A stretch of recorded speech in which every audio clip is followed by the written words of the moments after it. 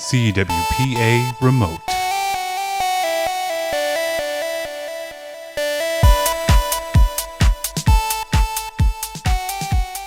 All right, I'm with Scott Reed now from Macalester College, head coach of the water polo team over there. Scott, thank you very much for joining me. First, let's just jump right into it. Just talk about what makes Macalester College an attractive place for college and about the Scott's water polo program. Well, we're a small little liberal arts program that, or liberal arts school, I should say, sorry, that is tucked away nicely in a nice, quiet neighborhood. But you go 15 minutes east or 20 minutes west, and you're in downtown St. Paul or downtown Minneapolis. So you have the small community feel to it, but yet you can still explore and get the city feel as well. So it's kind of a mixed bag of opportunities here. In terms of the water polo program, the experience, anyone that does come here, definitely has the opportunity to contribute, not kind of sit back and watch, but be an active participant.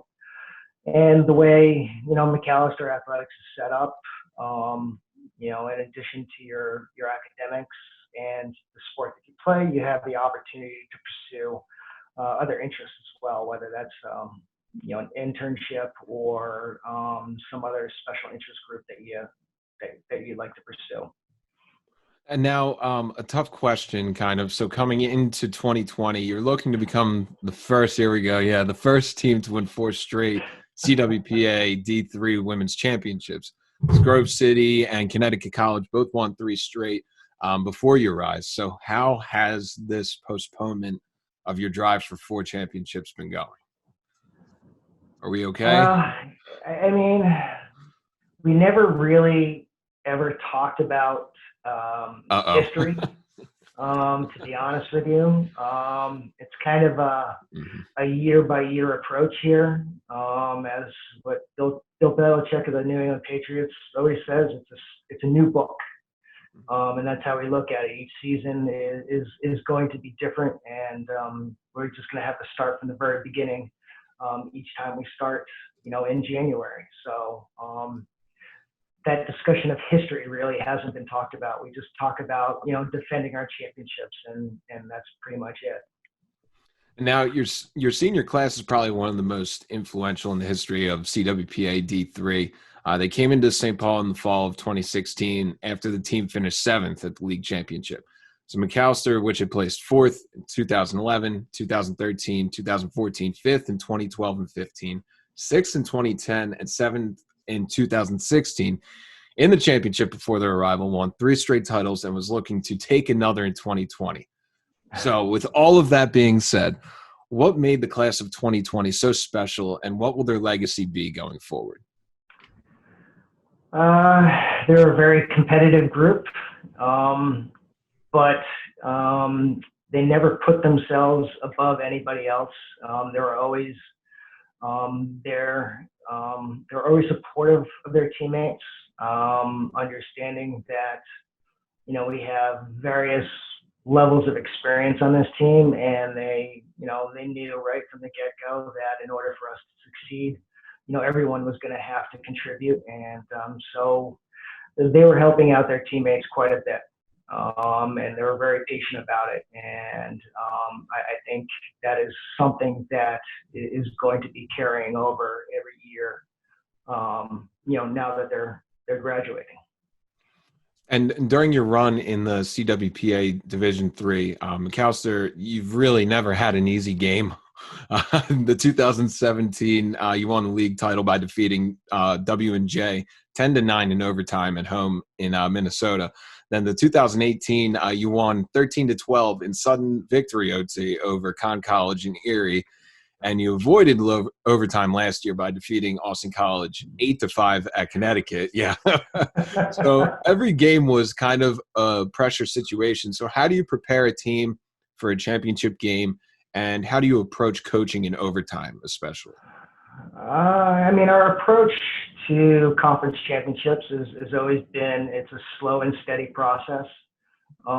taking, one step at a time, one quarter at a time. And no matter, what happens in that first quarter, we got to, stick, to our game plan, make some minor adjustments. And, we had the confidence that we knew we were going to come out at the end. When it comes to the overtime, I believe in more is less, in the sense that,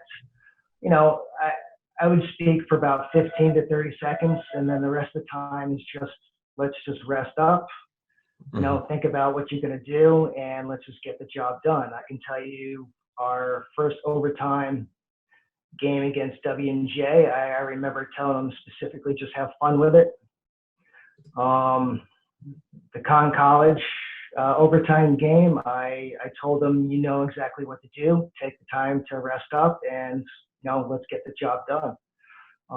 So, I have a lot of confidence in my teams, and we've been working for it all season long. So they know exactly what to do. So there shouldn't be any panic. They just got to keep doing what they're doing. Now, you've been around the CWPA for a while, first as a player at UMass, and then as a coach at George Washington, and now at Macalester. So how has the league changed during your time in game, and how has the game changed from your playing days until now? Well, you just made me feel really old with that question. Ed Haas helped me out with that one. Well, I mean, as a player, there wasn't a CWPA. It was three separate conferences at the time, and the three conferences would come together at the end of the year for an Eastern Championships to decide who gets to go on to NCAAs.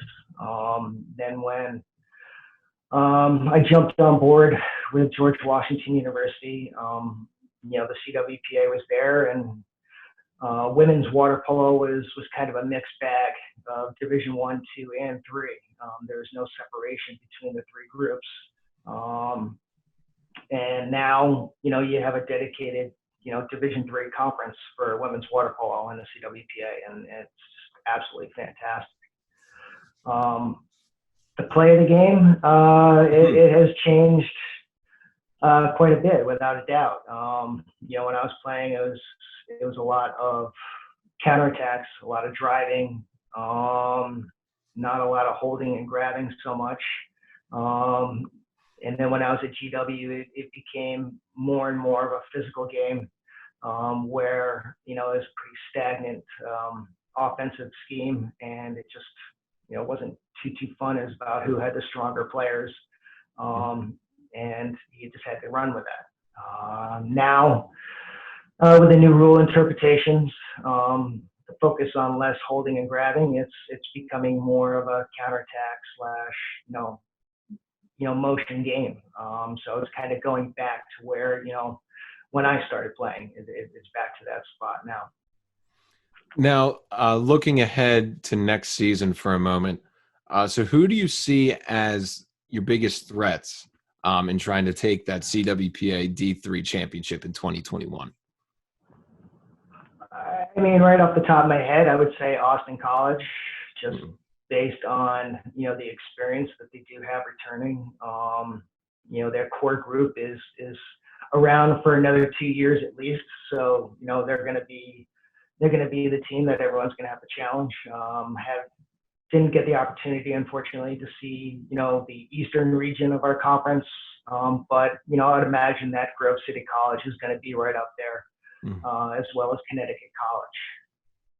Now, one final thing I've been asking of all the coaches I've been talking to with this quarantine right now, what are some things that players can do to try to at least stay somewhat active, or at least keep water polo in their mind?